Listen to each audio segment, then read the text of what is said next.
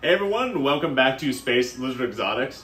What am I doing with all these plants? Let's get cracking on today's video. We are going to be putting some plants into Lilith's enclosure. Alright, we got some awesome, rad terrarium plants. If you're looking at adding some really good plants that just take off in your enclosure, I really recommend these. These are really badass. So we actually got some jade pothos, some marble pothos, and a badass monstera. These are beastin'. We're going to throw them in here. It's just going to take off. We're going to show some examples also of how monsteras take off in an enclosure. I have one in Marduk's enclosure and it has literally like taken off crazy. So we're going to add some pizzazz into Lilith. She's actually just being shy right now. This is the amazing emerald tree boa. Come on in. Take a look at how gorgeous and beautiful. She's gorgeous, spectacular little creature. So let's get some plants rocking in this awesome enclosure. Not gonna really disrupt this too much. We're gonna kind of work around this, see how it goes. So let's get cracking. First, these monsteras are badass. They blow up in these type of enclosures, especially enclosures with very high humidity. These just take off. Put these in some of the corners. I'm super stoked. Let's get these roots back into some water. I'm gonna work back here, super rad. Normally, I know I'm kind of working ass backwards. Normally you would put the plants in, put your stuff in, but I got an enclosure, wanted to change her out into that enclosure. Got really excited, didn't have the means to go get these plants at that time. And when I did, it was like, well, this was already set up and, you know, doing our thing now. So, but nevertheless, we're gonna be getting some awesome plants in here. I'm really excited. And this soil is awesome too, because what this has in here, a mixture of the soil and as well as the substratum. So monsteras and pothos are both plants that are really great in a boreal setup. So in this case, I know it looks kind of sad sack right now. Nevertheless, do not worry everyone, this will be phantasmal.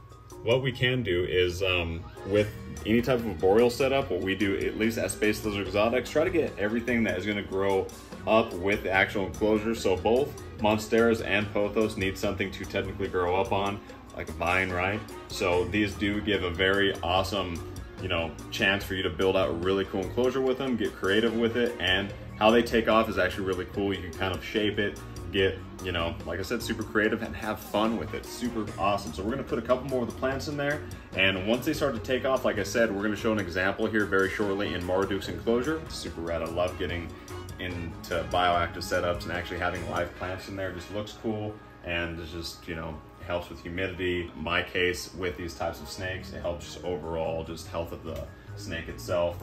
So we're just gonna pack that soil around down that monstera. Figure we're gonna kind of keep the monsteras together and kind of put the pothos in the other corner. Figured it'd be a rad, cool little setup.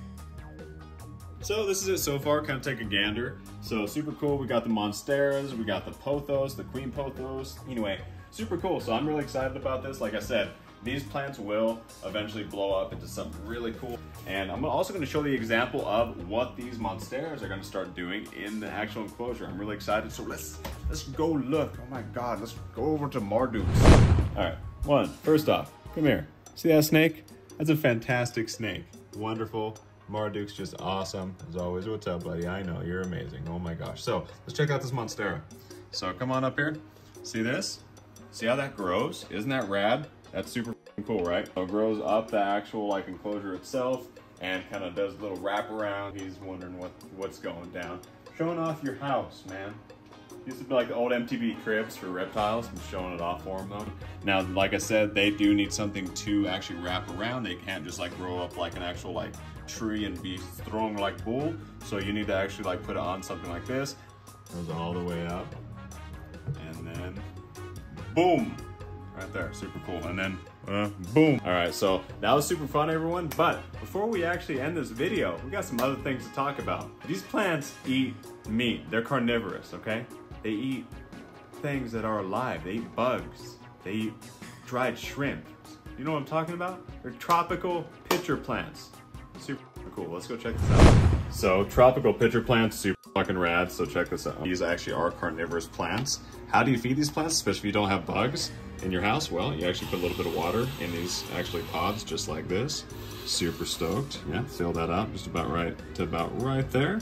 And the coolest thing about this too, what you do, you grab some actually food like this. These are freeze-dried shrimp, and you get a little piece out.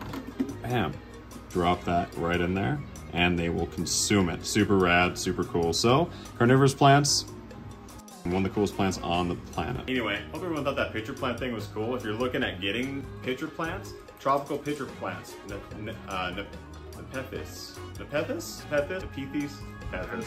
Anyway, tropical pitcher plant, they're awesome. But like I said, just put some water in them. They do take some light. They're awesome to keep. Throw some of these in there and they'll actually eat it. So super rad. Thank you so much for tuning in to the channel tonight, day or evening, wherever you're at in this amazing, glorious world. If you do like this kind of stuff, reptiles, crazy carnivorous plants, oddities, all that jazz, definitely subscribe and like. Always keep up to date with the channel. Super rad to always hear from you. Definitely hit us up on Instagram, TikTok, and also always say what's up in the comments. And we will see you all next time at Space Lizard Exotics.